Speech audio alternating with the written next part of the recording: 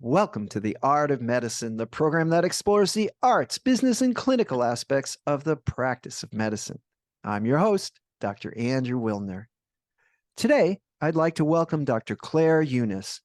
I listened to Dr. Unis give a lecture last month on narrative medicine, and I knew she would be a great guest on The Art of Medicine. Dr. Unis is the author of a new book, Balance, Pedal, Breathe, A Journey Through Medical School.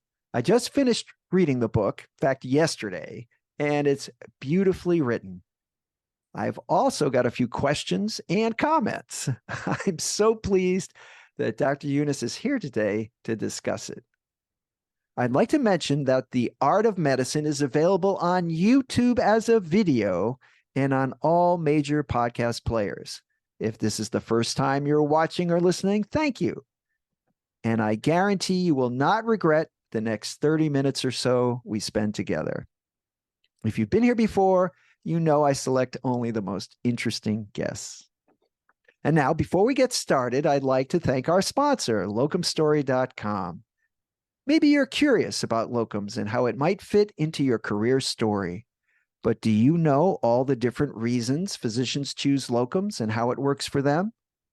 At locumstory.com, you can hear firsthand stories as diverse as physicians themselves.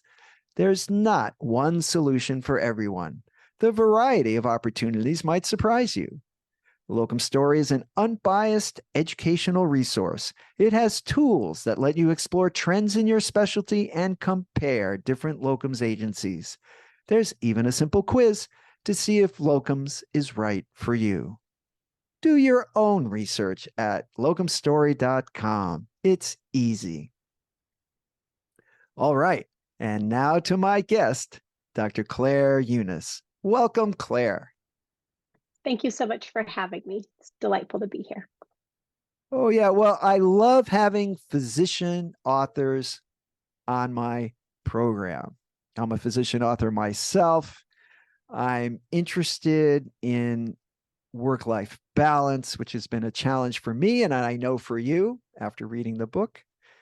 And so before we talk about your book, tell us a little bit about yourself, what you're doing now, and then we'll work backwards to get to your medical school days, which is the topic of your book. Okay, sounds good. Well, I have always been someone who is torn between my love of writing and literature and my love of medicine. So I started out as a creative writing and literature major in college, and then went to medical school. And then midway through medical school, decided I wanted to get a degree in writing. So I finished those degrees about 6 months apart. And then I went on to residency and really didn't do much in the way of writing for several years, as I established a practice and started to raise kids and so forth. And then I looked up and said, this is crazy. I really need to bring my writing degree back around and see what I could do, not only for myself, but to see what I could do in terms of helping other clinicians not burn out. So I came back around to where I am now. I'm a literature and medicine champion for my medical organization, which means that I've been leading some writing and literature classes and some narrative medicine classes for my fellow clinicians for about the last 3 years. Okay, now for those of us who haven't learned about what is an old thing, right? Narrative medicine, it's certainly not a new thing. Doctors have been telling stories for a long, long time. And there's, William Carlos Williams, there's a long history, Anton Chekhov, a long history of physicians writing. But this has been formalized now into something called narrative medicine. Tell us about that. That's a great question. So narrative medicine was actually born, I think, the same year I graduated from medical school, right around 2001. Rita Sharon and several others at Columbia University codified this as a field of medical humanities right around that time that was specifically dedicated to studying, absorbing, and learning from patient stories in greater depth than we tended to in medicine at that time. It was really intended as a way to point out that we had gotten too far away from really sitting with our patients' stories and learning from them and being able to advocate for them. So narrative medicine isn't just writing in medicine, which was something I agree has been as old as time. I think I'm certainly not unique in being a doctor who loves to write and loves the study of words and the use of literature. Narrative medicine is a little bit more of a formalized field of medical humanities now. All right. Well, I'm just going to follow up. What Mhm. good is it? So, I mean, that's fair, right? What good is it? Well, what we do in narrative medicine is we use something called a third object or a text. Now, a text can be a work of art in writing, it can be a performance art, it can be auditory, it can be visual. So we take whatever work of art it might be that is trying to tell a story, and we sit together with it and try to absorb what story is this text trying to tell us. And the good of it is that all art contains some ambiguity. And so when you sit with other people and try to interpret and fully absorb what that art is trying to tell you, it allows you to examine some kind of complex themes in a little bit more depth than you might if we sat down and said, okay, let's talk about our feelings, right? We're all a little bit like, yeah, no, we're not going to open Pandora's box. But if we take a story, if we take a text and say, what does this mean to you? What do you see here? Then it gives us the opportunity to not only interpret for ourselves, but to hear how other people may interpret that completely differently. Hmm. And that mental flexibility is extremely important in our ability to really hear what patients tell us and to be able to adjust our diagnoses and plans as a result of truly absorbing what patients may be trying to tell us. So think of it as like a mental exercise that improves your well-being, and a great side effect is that it also improves our ability to practice medicine truly with the kind of humanity that, in my opinion, medicine is intended to be practiced. Well, I know for me, when I started doing creative nonfiction, it was Mhm. more a way to sort of deal with what was just stunning to me about a particular scenario. For example, when I was a neurology resident, I remember I had a patient who was locked in, and I had never Mhm. seen that before. I mean, I understood the neuroanatomy, where her brain was working, but she couldn't move. And then one day she wiggled her toe. Mhm. And, I mean, wiggling your toe is usually not a big deal, but in this particular scenario, and so Yeah, I wrote a poem about that because it was just so powerful. I published a absolutely. story about Alzheimer's disease where I had this elderly couple, and they came, and the man had memory loss, and the wife Mhm. did most of the talking, and every now and then the man would turn to his wife and he would say, "Oh, I love you," it was sweet and endearing and touching. And so finally, I said to the wife, "I said, well, I need to speak to your husband, directly, and so I can get sort of his assess him a little bit." She goes, "Okay," and I said, "So, sir, tell me your name." And he says to me, "I love you." And it Mm. was just like getting, hit in the face, because she had not prepared me for that, her Mhm. relationship with him, and what she conveyed, that his dementia was obviously very, very advanced. And Mhm. I did not realize that. And so it was just so I wrote a story about that because it was so stunning to me. So I Mhm. think for me, that's kind of narrative. It was really just to help cope with Mm. extraordinary life events. Is that part of narrative medicine? Yes, and I'm really glad you brought that up. So a typical narrative medicine session or class, if you will, involves sort of regarding, absorbing a text, discussing it, and then writing to a prompt. We call it writing in the shadow of a text. And what's amazing is that what people write is hugely different, vastly different things come out of this writing prompt. And part of it is whatever we're bottling up. We physicians are really good at bottling things up. We hold a lot of secrets. We're used to doing that. We're expected to do that. There's a certain level of austerity that we are taught to emulate. And when we're really given a chance to express ourselves, it is, in my opinion, extremely therapeutic to be able to let some of these stories out and let go of some of the things that we're holding on to that affect us, right? I mean, how many years later is it? And you can probably still picture that locked in patient and that toe wiggling for the first time, right? We hold on to these very emotional moments for years, decades, whatever it might be. And the smallest thing can transport us right back. Giving participants in a narrative medicine session an opportunity not only to absorb and discuss and reflect, but then to free write for like 5 minutes. It's not a long time. I think that's a huge aspect of narrative medicine that makes it so very useful to people who choose to participate. In anticipation of this interview, I asked one of the medical students if they had narrative medicine class. Mm-hmm. And he said he didn't think so. He wasn't sure. So, Mm. so how widespread is this in medical schools across the country? That's a great question. I feel like I looked this up, and there's 50 something programs that actually do have some Ah, element of quite a few. narrative Quite a medicine. So few. there's quite a number that do. Now, when you look at some of those programs, are they practicing narrative medicine in the way that I'm describing it? Maybe not exactly. So I've looked up some of the narrative medicine curricula, and some of them involve reading short stories ahead of time.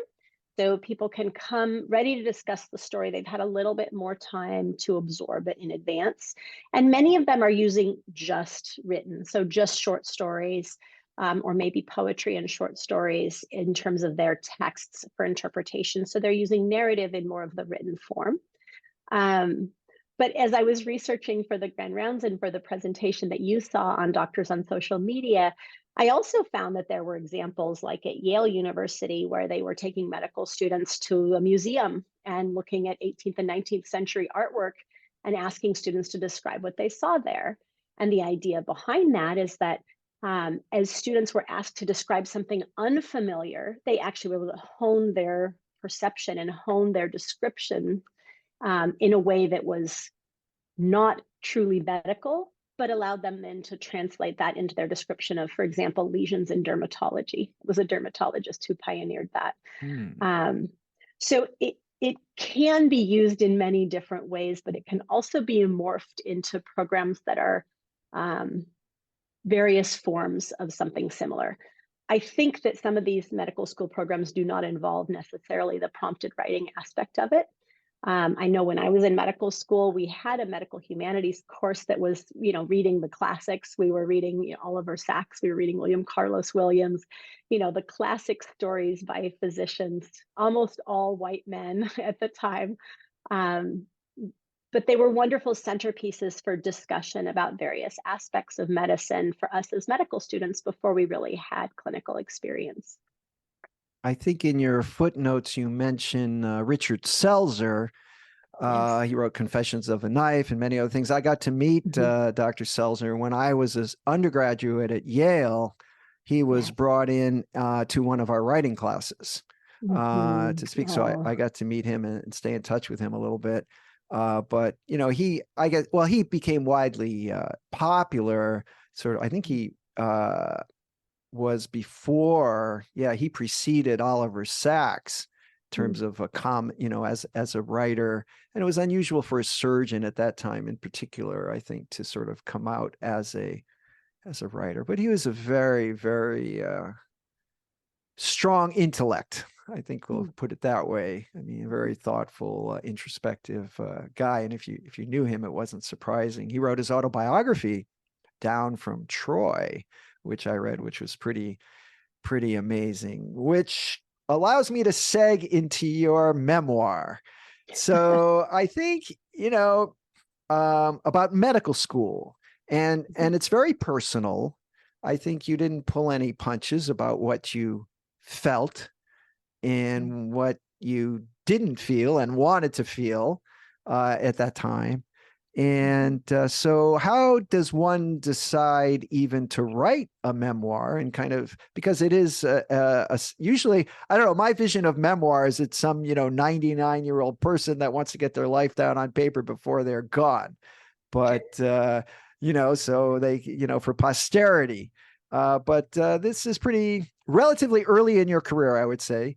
But I think memoir writing maybe is changing also, that people are writing memoirs kind of earlier in their Mm. careers. So tell me about that. How does one decide to write a memoir? For me, it had more to do with wanting to write about the process of change that we go through when we go through medical school. It was realizing as I was going through medical school that it was changing me, and that if I waited to write about it, I would not be able to remember everything that I was going through. And all of these aha moments that happen along the way. Um, and I knew as I went through it that the time to write about it was then. I knew that there would be no way to come back to those same feelings, those same discoveries, um, and also the same pain, because there is, anytime you're changing, even if you're growing, you're letting go of some aspect of yourself. In this case, it was aspects of innocence, I think, really. And some of those aspects I really would have very much liked to hold on to. Um, and yet I did not want to let go of the process of becoming a doctor. So um, it was that. And it was also, I thought of it, I think, more as a creative nonfiction endeavor than I did as like, oh, I'm writing my memoirs. This is not my whole life. This is really the story of one young woman who found her sense of self outdoors and in motion, going through medical school and deciding to allow herself to be confined and to be restricted in what else she was allowed to do in order to become a doctor. And reflecting on whether it would be worth it, and reflecting on other elements of that. Um, so I can't say I set out necessarily to write my memoirs, but I start out by writing short stories about the process. And I actually had interest from an agent very early. And when I sent it to her, she said, I want this to be the whole story. I want it to have the whole narrative arc of going through medical school. And I was very intimidated by that at the time. So by the time I finished my 2 programs, the book was still missing a couple of chapters. There were a few I had to write later um, to really make it feel complete. And there was quite a bit of editing that I ended up doing when I came back to it many years later and decided, you know what, this book really needs to actually be born. I've been holding on to it for all these years. And when the pandemic hit is when I realized, I'm like, okay, this is my shot. I'm gonna do this. So, because I remember being very impressed by the detail of, you were Mm-hmm. bicycling and the wind was blowing and the sky was changing and all of this stuff that is like, whoa. Mm-hmm. I mean, either she's just making it up to make it sound good, or she took notes. You kept a journal, I presume, in medical school. Is that correct? Oh, yes. I kept a journal the whole way through. And also, and bear in mind, I was simultaneously enrolled in the 2 programs. So I actually was writing quite a bit of it in real time. So you had a kind of a real time kick, a Mhm. requirement, in fact, to Yeah. put it on paper. Well, that's always, deadlines are always helpful in terms of Yes. getting something done. Now, in terms of your medical school experience, I was actually it's maybe a generational thing, but you seem to enter the medical school uh, idea that somehow this would be enlightening and empowering and lifting. Whereas when I went to medical school, I knew that I was going to be miserable. I mean, I expected that I was going to be miserable, and that was the program. You were supposed to be. If you weren't miserable, then you weren't doing something correctly. So I think things have definitely now you were a little bit disappointed because you were a little bit miserable, in fact, and I don't think you were appropriately prepped for what was going to happen. But that you would even have the expectation that you weren't going to be completely miserable and exhausted for the whole duration was kind of astounding to me. I don't know if I'm alone in that, but it is a different generation. So do you think things have changed? Oh, goodness. I don't know. Probably not. Probably I'm just an optimist, and believed that if this was something I was meant to do, that it was going to work out just fine. I remember thinking partway through, okay, what would I be doing if I weren't doing this? Right? Like, at least I was working towards something that mattered to me. If I weren't in medical school and using my time to study and all of that, I would be working somewhere else. And I really couldn't think of anything else I wanted to be working toward in terms of a profession. Um, yeah, I mean, I think I tend to be more of a glass half full kind of person. And for all that I was a little bit bowled over by what was required of me, I think it had more to do with the fact that I knew there would be challenges, but I didn't realize how much it would be a challenge to my sense of self and my sense of identity.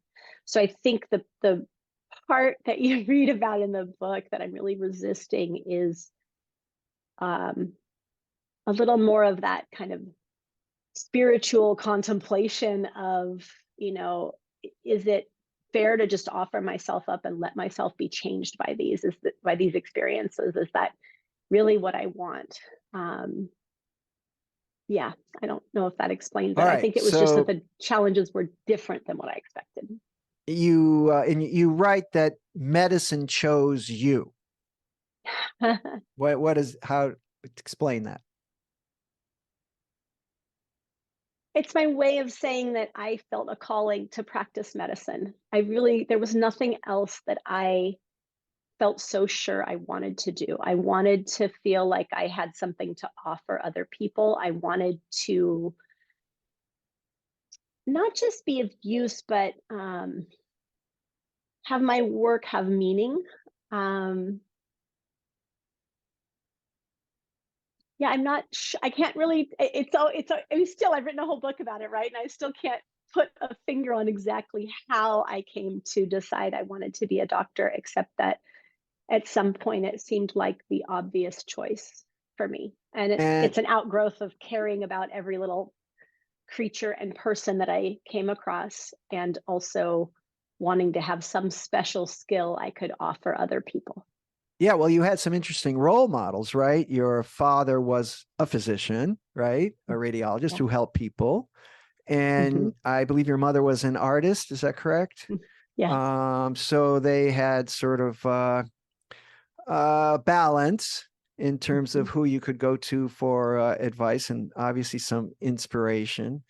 Now, in terms of choice, let's talk about you. You spend quite a bit of time trying to figure out, as I did, what specialty to do.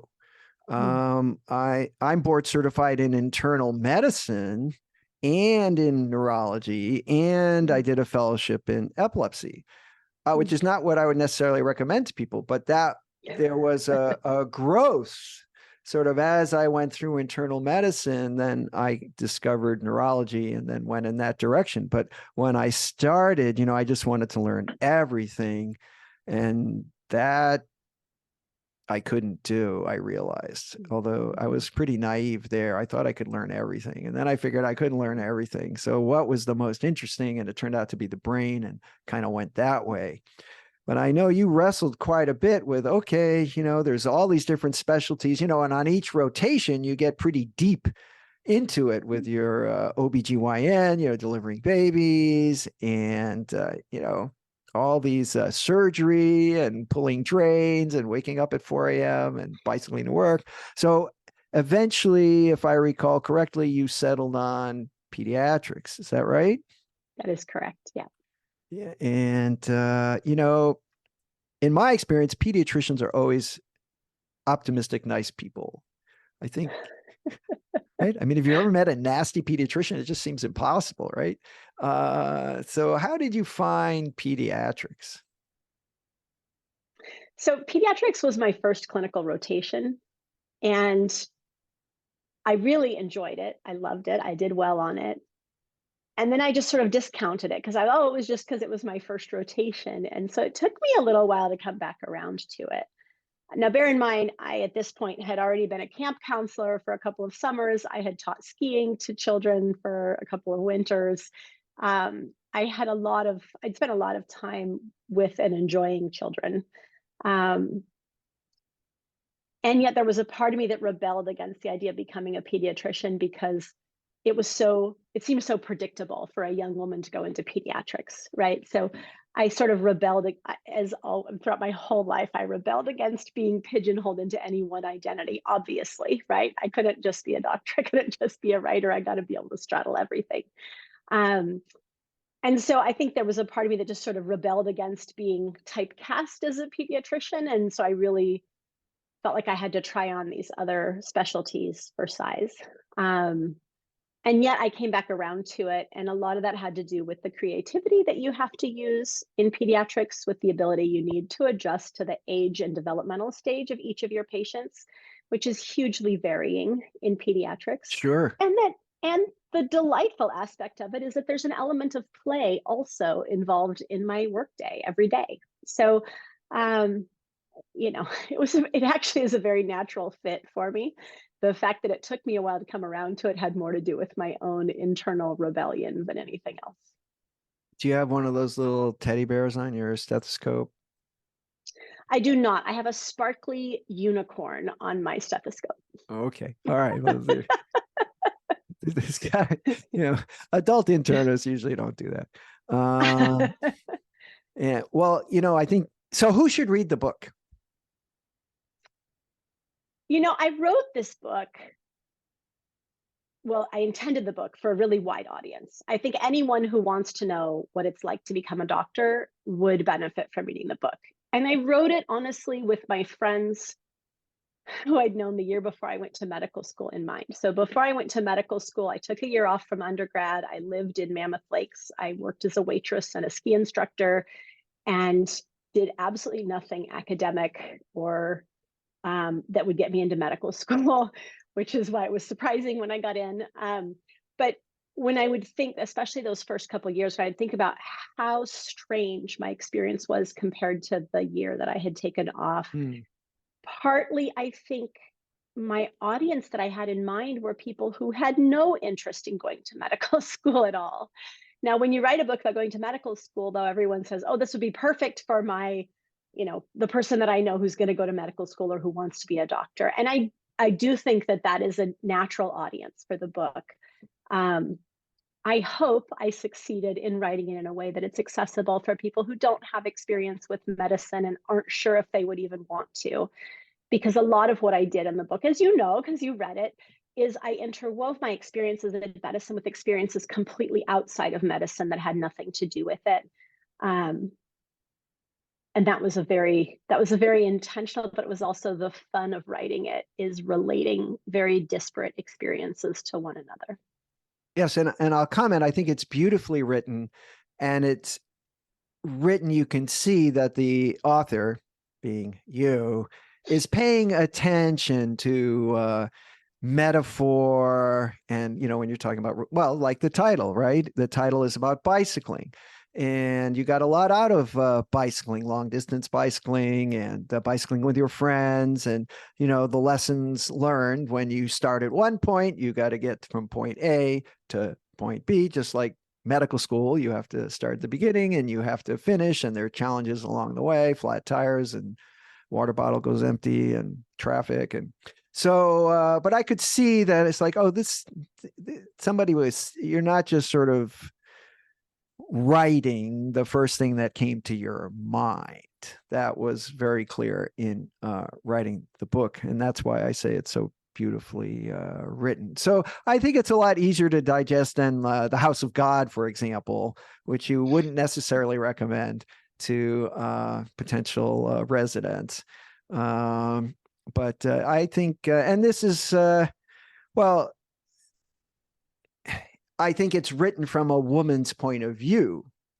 Also, it's very Absolutely. and you're a young woman, and there are, I think they still talk about women's issues, and planning your career, thinking about a family. There's a lot of crossover between women and men, but women have their sort of particular concerns, and I think you focus on those. So I think particularly for a woman who's considering a medical career, this book would be well, I think it would be like one of your writing assignments in your narrative medicine class, right? It would be, let's read this and see what do you think about all that? Where does it take you? It's like, oh no, I'm not going to do that. Or, oh, I could do it this way, right? Or she did it that way. So I think it's an example, right? It's an N of one. And you made a lot of thoughtful decisions, and you're still struggling with work-life balance, right? There are children, husband, job, a lot of things going on. How's that going? I don't think I'm struggling terribly much at this point. I think it's always been a goal for me to make sure that I am keeping these disparate aspects of myself involved in my life. To say that it's effortless would also be a lie. But I think this book is showing the very beginning of what has been sort of a lifelong pursuit of that intentional inclusion of various aspects of my life in one life. So I have a horse who I ride a couple times a week. I still go mountain biking and hiking and skiing and doing yoga, in addition to having a family and working, and now getting to do the literature and medicine classes that I just love to provide. So yeah, there are days that I wonder what on earth I'm doing trying to do all of these things, and yet I really wouldn't have it any other way. Well, that sounds great. I'm going to give you a call. I think it asks for some tips for work-life balance. Well, we're running out of time. Is there anything else you'd like to add before we close?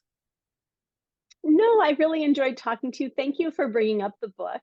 I do have a website if anyone wanted to find Sure, out I'll more put that about in the show notes. Yeah, that's great.